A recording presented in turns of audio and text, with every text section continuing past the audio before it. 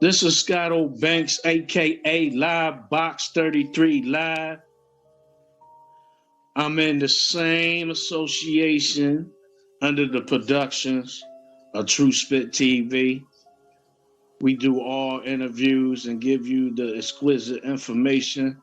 When it hits the streets, we keep our ears to it and we bring it to you. Today, we're going to be going into some theories and some conspiracies. And we have a guest in the house known as Ariel Hicks. And we just want to bring her to the box so she can enlighten you guys on a few things that you might or might not know. How you doing, Ariel? I'm doing good. How are you doing? I'm doing good. It's nice to have you in the box today. Thank you for having me. I'm glad to be here. Okay, so first thing I wanted to touch bases with you on is the theory and the conspiracy on Walt Disney. Basically, it's been a lot of things going on, and we just want you to bring it to the forefront of basically what Walt Disney was about and what was going on behind the scenes. Well, there was a lot going on behind the scenes at Walt Disney. Walt Disney himself was a known 33rd degree Mason, and he was a pedophile, allegedly a pedophile. He was linked to people when he was alive who are allegedly now known as pedophiles. It has recently broke all over the news. I know you've been hearing about Disney going woke and their pledge to have more of the LGBTQ stuff in their shows, right? And the problem with that is everybody's just now realizing it, but Disney's been woke. You can look back to the old Walt Disney cartoons that were in black and white, and you can see Nazi symbols hanging on the wall and pornographic images in the backgrounds. Disney has always been corrupt. It has always been sold as, magic. It's the place where you take your family, and it's, like a rite of passage when you load up the family and you drive to Disney World. The problem with that is Disney has been corrupt for a very, very, very long time. Disney World just now had lost the right to govern their own parks. Since the beginning of the Disney parks, they have been able to govern their own parks, which means they have their own police, they have their own laws. They say a kid goes missing in Disney World, they don't call the police. They have their police handle it. The Walt Disney police, you see? Okay. Now, there are people who have been linked to Walt Disney, allegedly, who are also linked to something called the Red Shoe Club, and it all ties in together. But basically, what they're doing is they're attacking our children.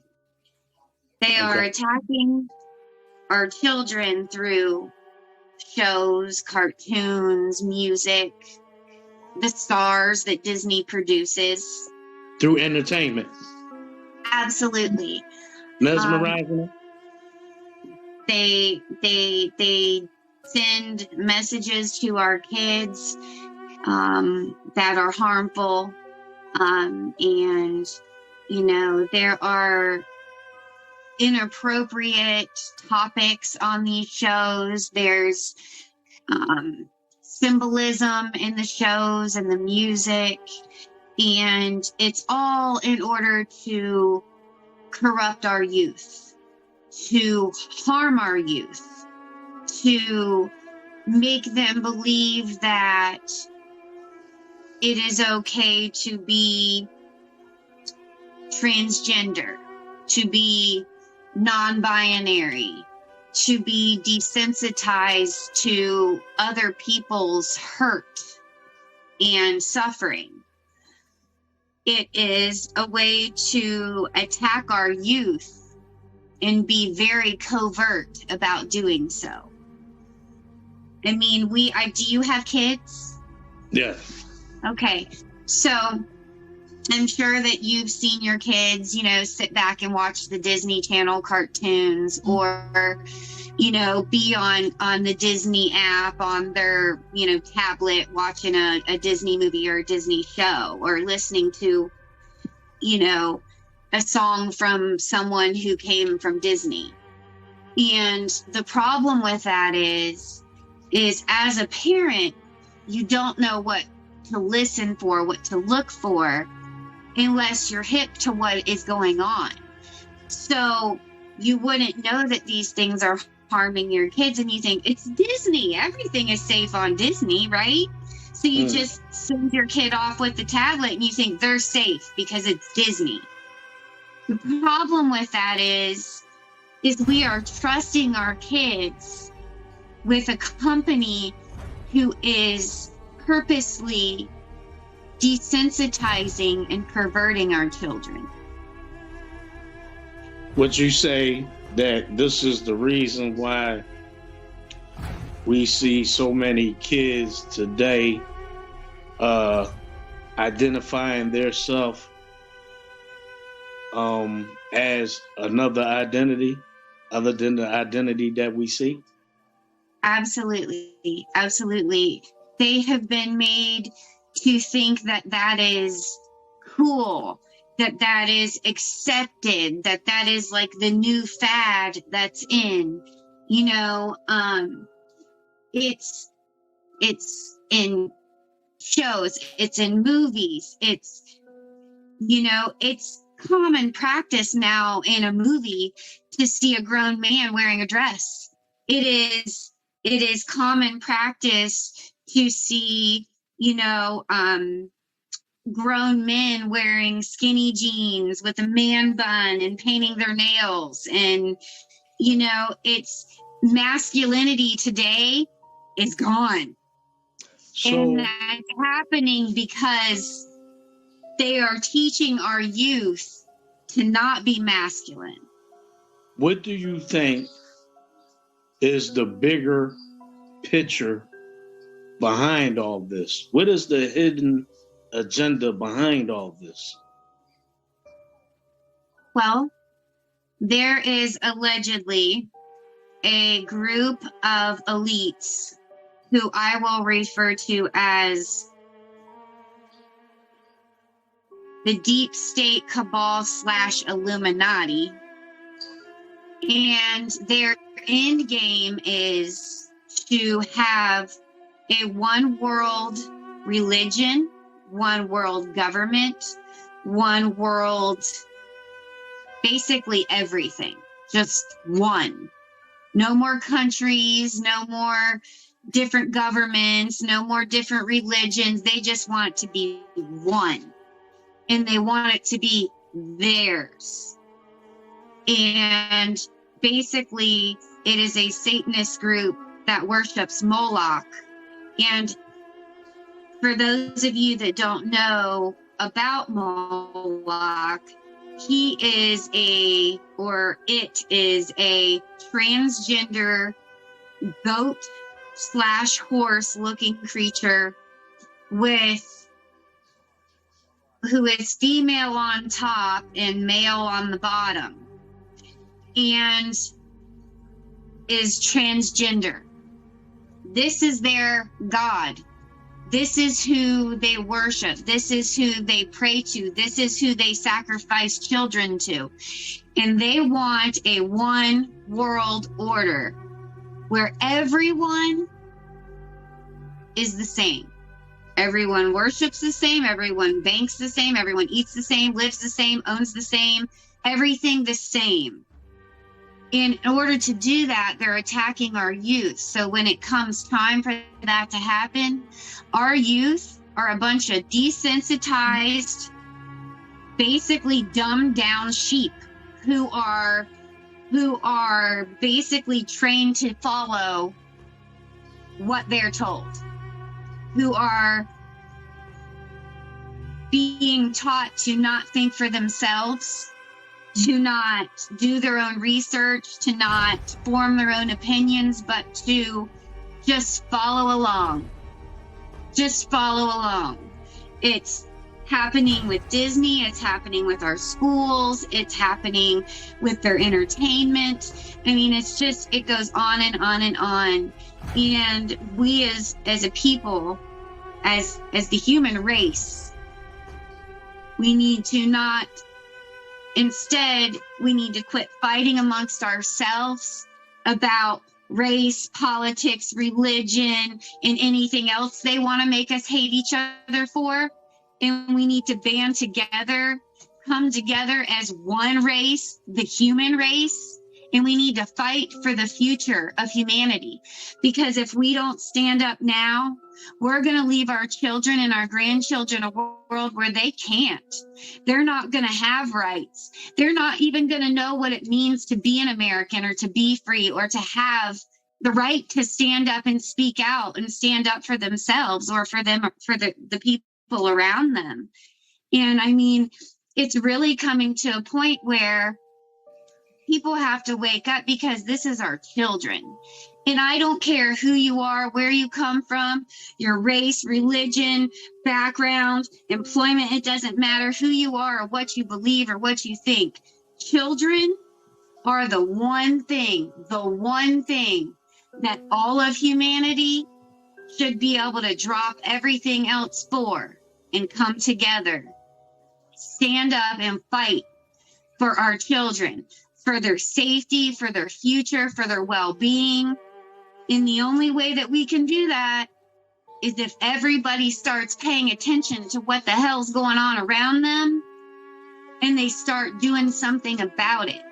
Write your congressman, share posts on the internet, make videos, do protests. There's so many things that people can do to help wake others up and spread the word. But most people are so scared of what people are going to think of them. You know, that was one big question when I started all this. Well, aren't you scared of what people are going to think of you? Nope, I'm not. Because you know what? I know what's really going on. And at the end of the day, I can look my children in the face and say, I will not be quiet. I will not sit down and I will not shut up, and I will stand up for your rights and for your future and for the future of all children. All children. It doesn't matter whose child they are. All of them need us to stand up and fight against Disney, against Hollywood, against the government, against all of it. There's more of us than there are of them. Let's stand up and fight. Spread the word. Let's do it. Let's fight. Would you say that this deception is being weaved in to our schools? Oh, well, the first thing is critical race theory. Why should an innocent child believe that they are either oppressed or are the oppressor when they have no idea what that even means? Why would you tell a first grader that you're oppressing another kid and they don't even know what that word means? They don't know what oppressing someone means. I mean, it's really, honestly, it's child abuse. It is child abuse by our school systems. And another thing that our school system does is selective emotional learning. It's basically mind control for our children. Do you know that they can send a kindergartner to the timeout corner and make them miss recess because they didn't leave home at the door? A kindergartner. I miss my mommy. I want my mommy. Go to timeout. You need a timeout because you didn't leave home at the door. That is an example of selective emotional learning. And that is what they have in our school systems. And they take selective emotional learning and CRT and they disguise it into the curriculum, disguised as other things and worded differently. So as parents, we're none the wiser. We don't have a clue until they bring home a homework assignment that says, what kind of toppings do you want on your pizza? And then over on the side, it has all of these pizza toppings and they're listed as sexual things, sexual actions. So the kids are supposed to take this list of sexual actions of pizza toppings and put them on their pizza to show what they enjoy in fourth grade. What they enjoy as far as in sexual actions. Oh, wow. Yes.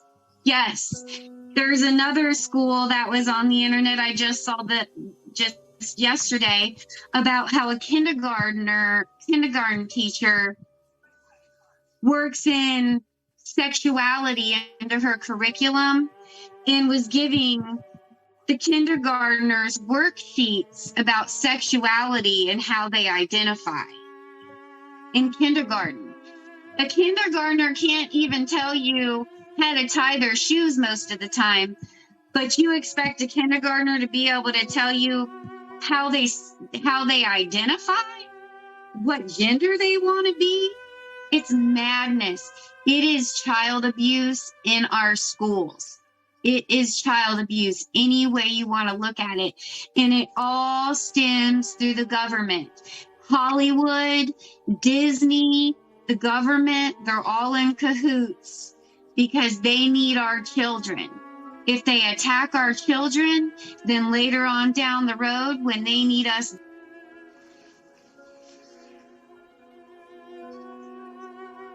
to just control them. So what I want to know is that, okay, the same people that have invested interest in the kids, could we actually trace something to where as though this group of people have made a big contribution to the school system, and in return they want you guys to push this agenda thing, sex agenda thing? In just about every school district across the United States of America. So would you say, except in a few states that are very, very conservatively run, most of the states of the United States of America have been basically bought off by the government, allegedly. They've said, we'll up your budget for the next 5 years or the next 10 years by X amount of dollars if you incorporate CRT and SEL. We'll give you X amount of dollars. And can you tell us what those abbreviations are? CRT is critical race theory and SEL is selective emotional learning. Okay, thank you. So it is definitely, my thoughts on it is like, I believe it's got to be bigger than the government. the agenda behind it is just crazy. And it's like, I think I need to do a little research and try to come up with, you know, who's funding this, who, for what interest. And you know what I'm saying? Because, even though it seems plain, it's always a biggest interest at hand that's hidden, and I just want to know what it is, you know what I mean? Because you're not just talking about kids. I mean, like these topics that you just reached is like they trying to change, males into females and females into males. They doing it with the clothes, they're doing it with the music, they're doing it with TV shows, movies, and it's becoming something that's it's like we need everybody to be on the same page to Yes. push this. If you want money to budget your movie, we need these type of scenes in your movie. If you want money to operate your school, we need this to be taught in the school. So Yes. behind all that, behind this whole thing being pushed, it's a group of people that's pushing it. And to me, it's for what reason? Because we already know, like, okay, we know our food chain is short. You know what I'm saying? Short. They planned that. They planned that on purpose. Just like the pandemic. Everything that's happened to us has been planned for a very, very long time. Well, I think like this. I think that, I think we're overpopulated. Not even close. You don't think so? Not even close. Okay, so let me put it to you like this. Half of the United States could move to Alaska. Everybody have 1 acre of land and be able to live sustainably. There is so much land that is uninhabited in the United States and around the globe. It's ridiculous. Overpopulation is a myth. It's like global warming. It's meant to scare you. It's meant to scare you into believing they're bullshit. So do you believe our food source is strong? We have plenty of food. They're holding it up on purpose to scare us and to make us a little more desperate so that maybe we might comply. But here's the thing. Most of America is waking up, and the American people are not really much for being pushed around and walked on. So once the rest of the population realizes what the hell's going on, people are going to start understanding, like I said before, how things happen to us for a reason. They are planned. The pandemic was planned. The food shortage was planned. Inflation was planned. All of it planned. All of it. It's all a big plan. And eventually, actually here probably in the near future, there's going to be a lot of things coming out in the public, and a lot of people are not going to be able to believe what they're finding out. It's going to be like, mind-blowing, life-altering moment where they, jaw to the floor, can't even believe what's going on. And, it basically comes down to the fact that it's basically a plan so that in the future, when, our country, it's time for our country to become a communist country like China, or now even like Australia, where they were going around and they were, throwing people, they would just knock on your door, grab your family up and throw them in these COVID camps, right? And you couldn't leave until they said you could. You couldn't see your family. You didn't know where your family was. They just took you. Now, what does that sound like to you? What in history, what big event in history does that sound like to you? History has a way of repeating itself, see? And if people would sit back and really investigate the history of the past, they would understand that this shit keeps happening. It keeps happening because it's meant to keep happening. Right. Everything is in a cycle. Everything is recycled. It might look different, but it's still the same thing. Yes, sir. Absolutely. People, it's hard when you've got kids and jobs and, you've got everyday life and you're just trying to make it through the everyday hustle and bustle. You want to raise your kids the best you can and just pay your bills, right? Right. It's hard to worry about what's going on outside of your little bubble. It's hard to care about the government and what's going on in other countries and things like that because you have so much going on in your own life, right? Right. And that's how they got us. See, they got us working like dogs to barely get by, right? And we stay sick.